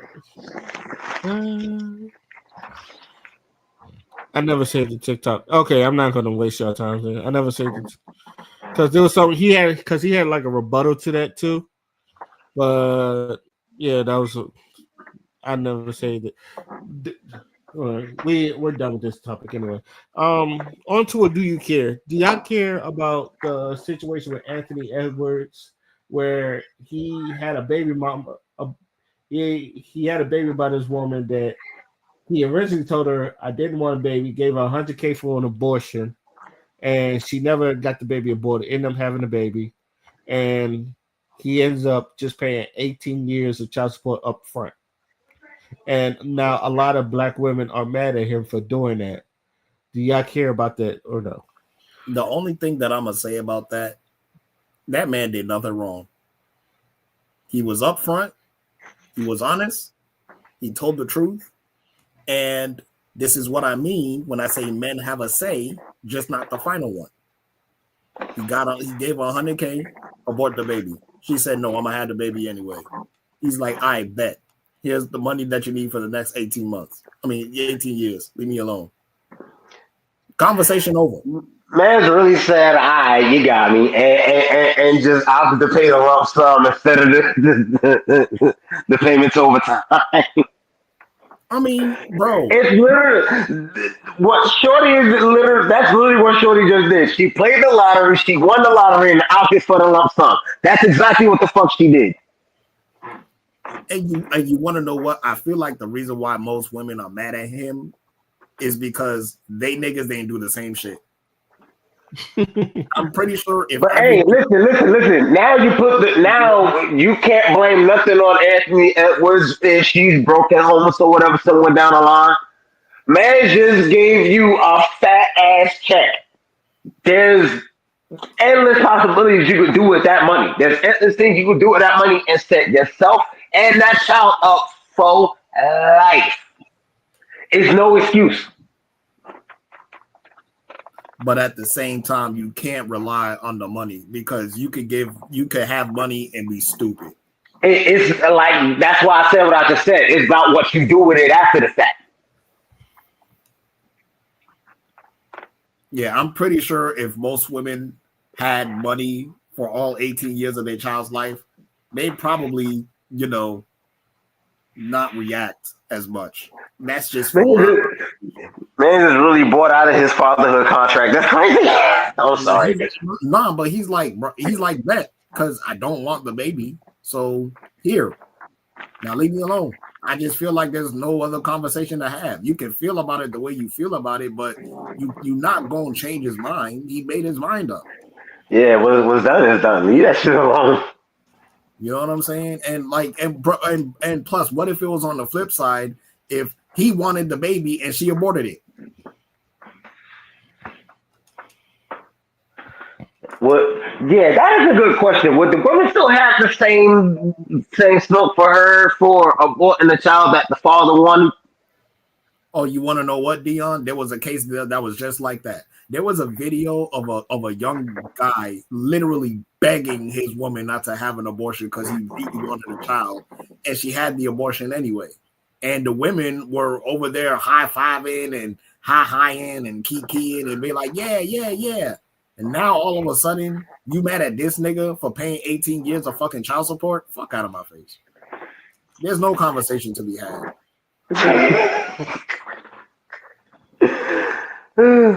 Well, Double standards, ladies and gentlemen. That's all I got to say about that. Next. No, it's literally, this is a literally, well, there you have it. That's it. Move on. This is a motherfucking, this is one of those like 5-second robots chicken skits. Hey, I had the baby. Here's $1 million. Leave me alone. Leave me the fuck alone.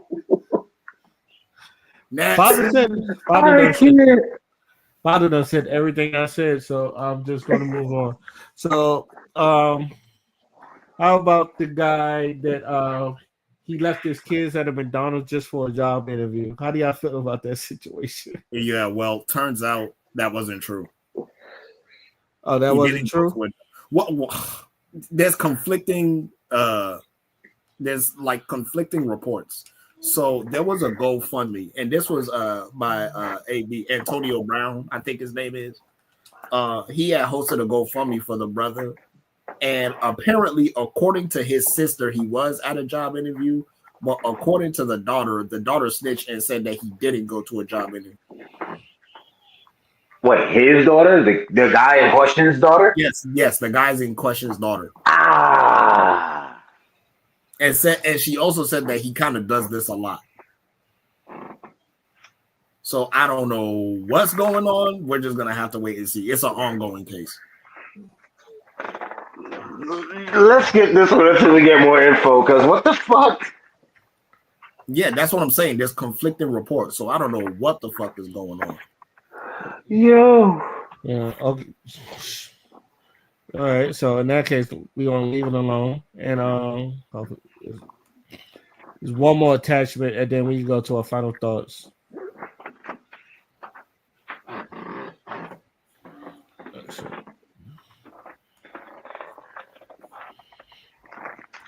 Don't nobody know your daughter is 14, 15 years old, man. They don't. Especially when they see them wearing these tight-ass shorts with their ass cheeks hanging out the goddamn shorts. Men see physical, we see it. We don't know she 15, 14, man. Sis, you don't see your daughter out there look like she having an ass-out contest with you. You ain't gonna say nothing. You just gonna victimize. Let's speak. Ain't you the one that bought the motherfucking clothes? Huh? Ain't you the one that, man, check that shit. It's warm as hell, man. You got these little girls walking down the street. I'm riding down the block, seeing all the kids for the prom. Seems like all the little girls, prom dresses, got their ass and their titties out. That's normal to you? You don't feel weird about that shit? You got grown men riding by, grown men with gray beards, looking at your little 12, 13, 14-year-old daughter. They ain't looking at you, looking at her ass. That don't bother you? Man, you need to get shit together, man. Okay, now Dion, say what you're gonna say. I think in most cases, motherfuckers don't know that's a kid, motherfuckers don't know that's a teenager. I call cat.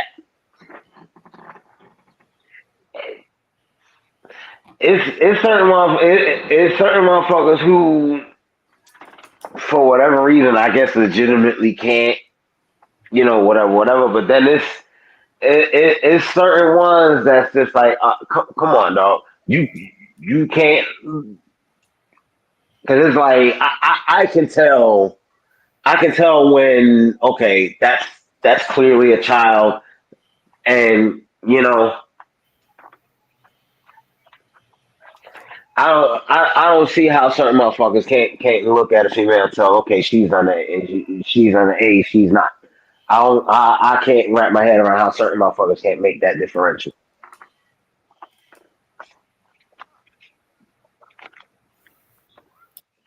Okay, first of all, put that nigga on the list. Yeah, straight up, put that nigga on the list. Second of all, nigga, like, you a grown ass man. You better be a detective and find out the mother. I will look at your motherfucking birth certificate from before you were born. Fucking play with me. You know what I'm saying? Like, bro. And I mean, like, if okay, I guess back in the day, because you know they did look grown back in the day, but at the same time, it's like they're not. You know what I'm saying? They're not. And it becomes very evident when you just listen to them talk. And you know what? This also goes to show you that we did not build a society for kids. And that's why we get so much fucked up shit.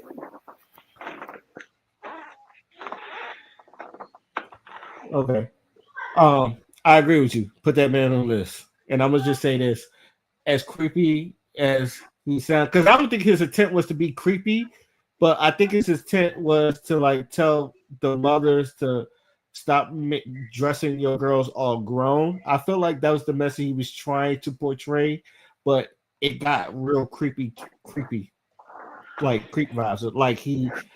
Great he, idea, poor execution. yeah, he's like been through it. Trust me when I say this. I know when I was in high school, my sister had a best friend. She was like 16, had a body of a grown woman. And I mean, like, if you would have saw her, you would have thought she was a grown ass woman. Come to find out she was 16. I get where he's coming from because I've seen women are like that. They develop at an early age, and you really can't tell. You kind of like got to look at their facial structures and ask for ID. And I know some people lie about their ID. You ever just how old are you? And they say old enough. And it's like, no, how old are you? Because we're not playing no games. Like now, niggas is just like, they'll say that. But, you know, there are women that look. Me personally, if you look a little too bright eyed and bushy tailed for me, I'm like, nah. Yeah, I know. You don't look like you've been through enough. But even then, and I say this in the least perverted way as possible. I've gone outside. Some of these girls, they dress too grown and they like 16, 17, and it's just like they dress like strippers. I can't even knock it. Look, they dress like strippers, they dress like OF models or some shit like that. The bubble skirts and the tennis skirts and like them joints being too damn high. And look, I'm not policing women's bodies, but I also be damned if it's like if I was a father, I'd be damned if my child go out like that. And she going I don't care what anyone says, like the protection of my daughter comes first. So even if she's not going to like it, she's going to have a problem with me saying that the protection comes first. Because if I let you go outside like that, who knows how many niggas is going to come at you, try to holler at you, whether they're her age or grown. Because we all know there are some dudes that are grown and they don't give a fuck. And they're the ones you really want to protect. Like as a man, that's the one you really want to protect from. So I get from Nuance way, I get it. He just like Dion said, poor execution. Because this is just like put that nigga on the list. But I feel like that's where the point where he was trying to get at. And like he just like I said, some people just deliver messages very stupidly. It's just like if I have to, and like I do get sick of doing this because I always say this. Like if I know most people are not like media trained or PC enough, but if I have to like get through that just to get the point, really should I really shouldn't be doing this. This is why like I try to get better at my speeches, or when I say something, I want you to understand it when I first say it. That way you don't have to assume nothing. I said what I said. And I'm standing on it. So any last words before we move on to our final thoughts? Pick your words carefully when you speak on certain shit, please.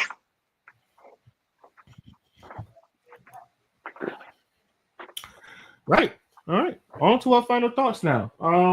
Dion, who are you?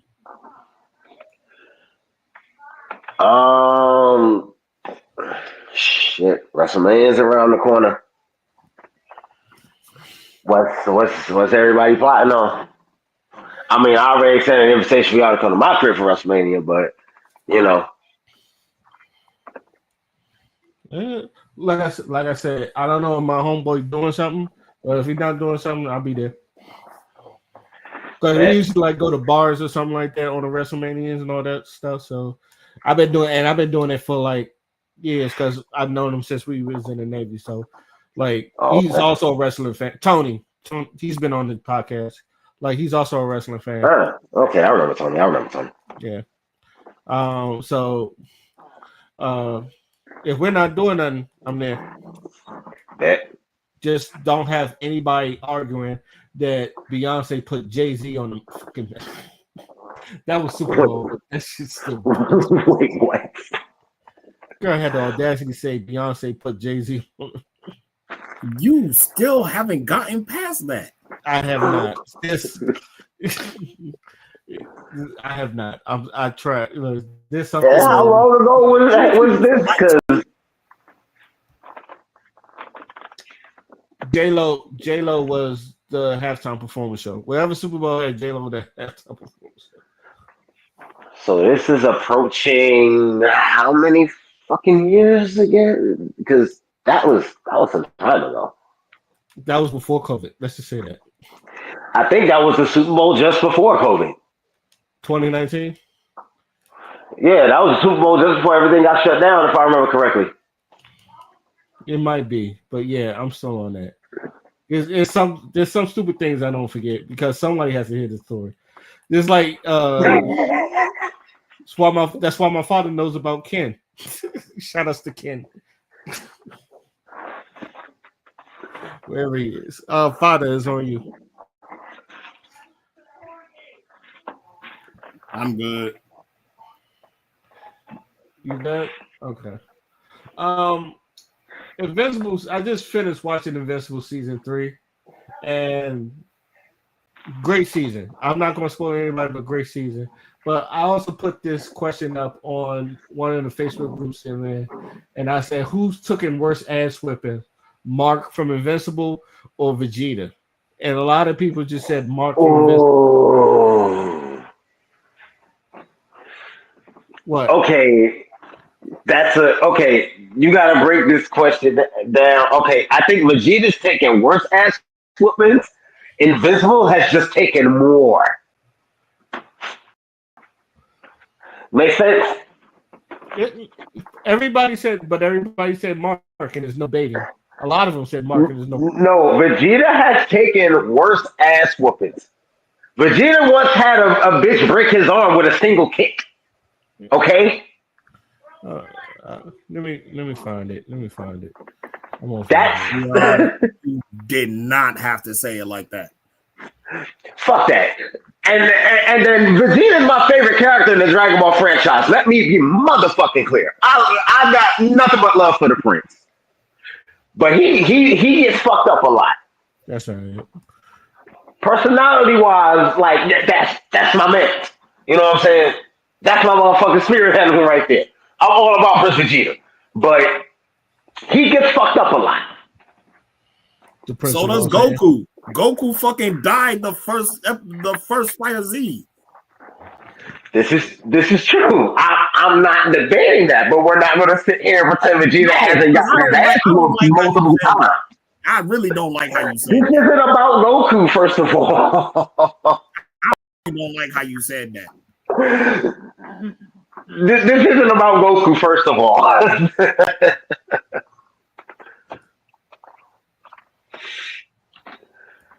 And second, again, me speaking as a fan of Vegeta. Again, out of the whole Dragon Ball franchise, Vegeta is my favorite character. But we're going to sit here and pretend he hasn't taken ass whooping after ass whooping to become the powerhouse that he's become. That don't make it right. That's just some fucked up shit you said.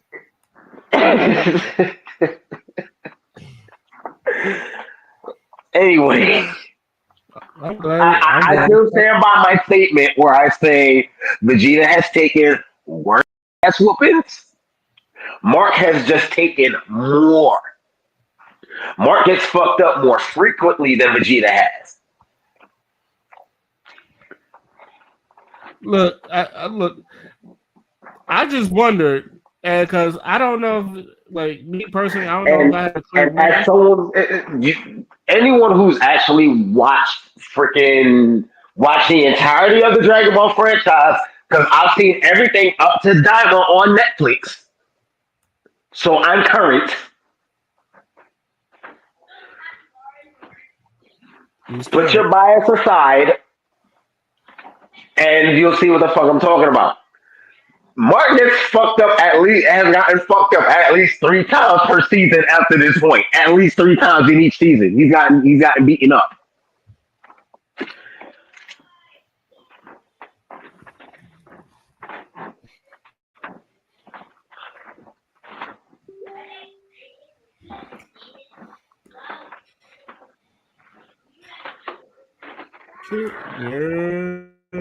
Or if not taking multiple ass whoopings throughout the season, he'll take one major one at some point or another.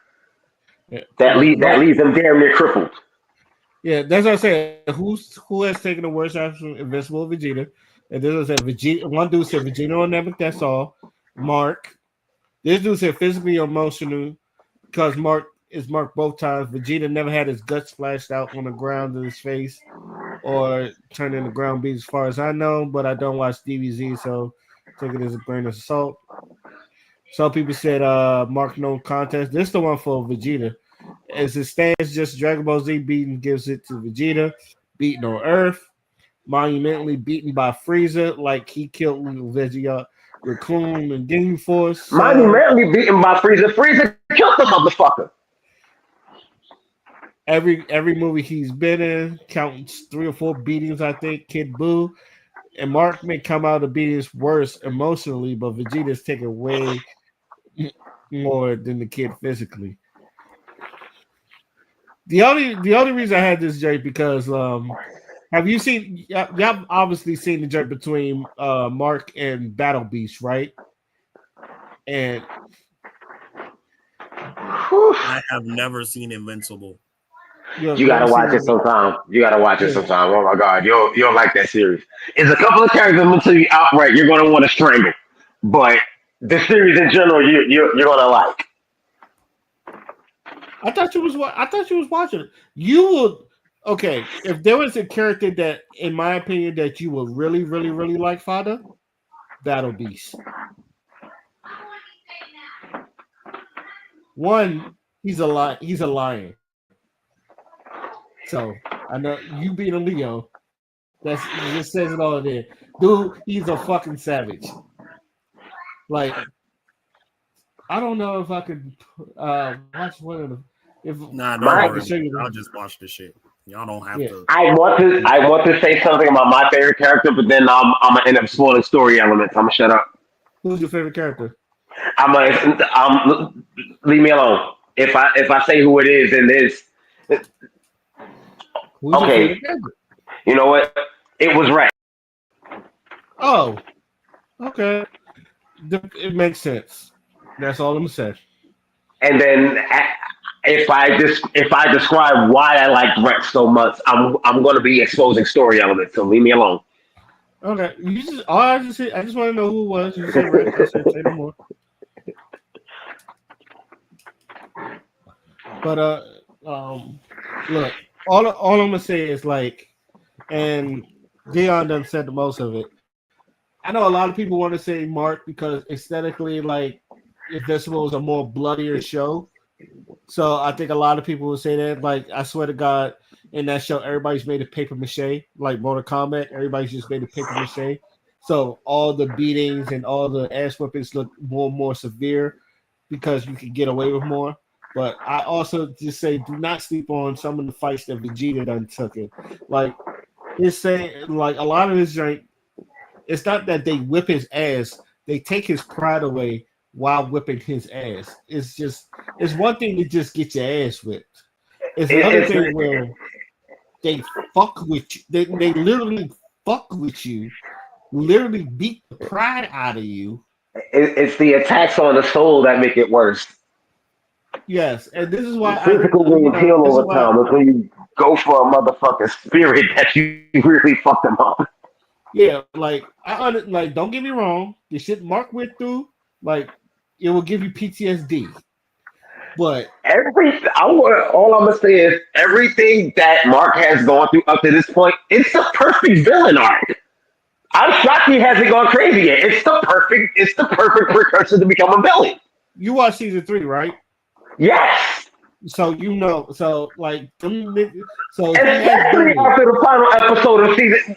How is he not snapped yet? Oh, he snapped. He snapped. I mean, yeah, he snapped, but not snapped the way I'm talking. He snapped in that moment of just going off and Ah, damn. yeah. Y'all talking a lot of shit for a nigga that hasn't seen the show yet. We haven't said nothing. But I'm talking snap. Like he hasn't We had haven't said the. nothing. I haven't said nothing. I haven't said nothing. Please watch the series for yourself. Please, I'm begging you. Because there's so much I actually want to talk about and haven't had anyone to talk about this shit with. Please watch the series. This all I'm gonna say to you. Like the first episode is gonna get you hooked on the show. You be like, what the fuck? The first episode is like it's gonna be so this is what I'm getting into. The series starts with a punch to the gut. Yes. The series starts with a punch to the gut. And that first season does not let up. Not at all. Like like I said, not spoiling anything. When you get to Battle Beast, you're welcome. That's all. And I repeat, in certain characters, Father, because I know you specifically, I know it's particular characters. Two I can think of immediately on top of my head. Once you realize what I'm talking about, you're not going to like these two particular people. You're going to want to see them immediately killed. He's laughing because he knows the exact two people I'm referring to. Yeah, because everybody hates him. I'm using they them pronouns, by the way. I'm just using... Shut up. But yeah, I just want people to just understand that,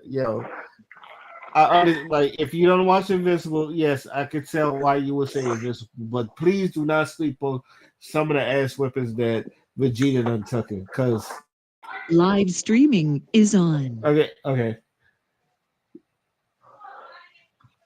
Action. Okay. I know what the shit that Mark gone through, and like I said, because of the way it's drawn, it gets away with it.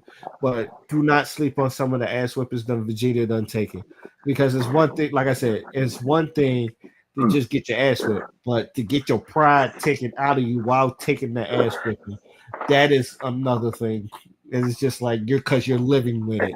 So I'm gonna just end it on there. And the other thing I want to emphasize is this. The Dragon Ball series does not emphasize gore the way Invincible does. If that changed and the gore was actually brought to the forefront in certain scenes in Dragon Ball, a lot of people's opinions on certain characters and certain fights would shift dramatically. Yes. So with that being said, that is my final thoughts. I would like to thank them. Also, congratulations to Carmelo Anthony for getting the Hall of Fame. I just want to throw that in. But I would like to thank the panel for jumping in as usual. I would like to thank all of y'all for listening to hear us talk our shit again. This is You Know What? Let Me Just Say podcast, and we are signing out. Peace. Yep.